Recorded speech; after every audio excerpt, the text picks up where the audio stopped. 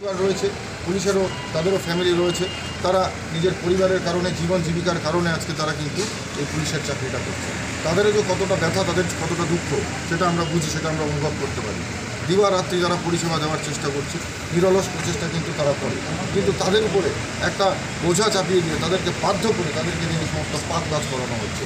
কারণ নইলে পরে তাদেরকে ভয় দেখানো হচ্ছে, পুলিশ তুমি যদি কাজ না করো তোমাকে জঙ্গলমহলে ট্রান্সফার করে দেবো, পুলিশ তুমি যদি কাজ না করো তাহলে কিন্তু তোমাকে ডিমোশন করিয়ে দেবো। এইসব ভয় দেখিয়ে পুলিশকে দিয়ে এই সমস্ত কাজ করানো হচ্ছে। আমরাও সেটা বুঝি এবং সাধারণ মানুষও কিন্তু সেটা বুঝতে পেরেছি। আজকে তো অবস্থানের কথা ছিল, এখানে কোনো কথা ছিল না।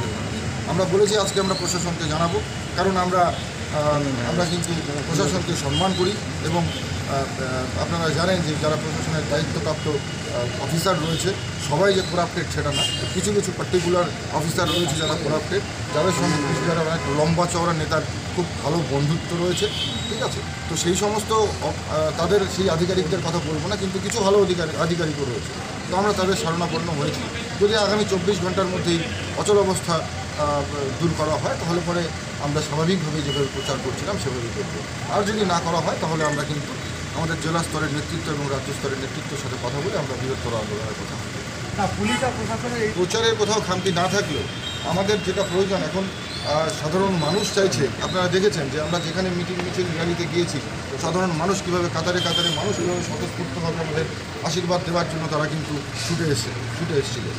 তো আজকে সাধারণ মানুষ চাইছে আমরা যাতে তাদের কাছে পৌঁছই, অথচ এটা একটা প্রশাসনের কৌশল, জানে প্রশাসন এই জনপ্রিয়তাকে ভয় পেয়ে গেছে, তাই প্রশাসন দিয়ে এই জনপ্রিয়তাকে আটকে রাখবার জন্য এবং আমাদের মোদিজির যে একটা যে জোয়ার, একটা যে ঢেউ চলছে কুচবিহার জেলায়, সেই ঢেউটাকে কিন্তু বন্ধ করে দেওয়ার জন্য এটা কিন্তু একটা অপচেষ্টা বলে আমরা মনে করি।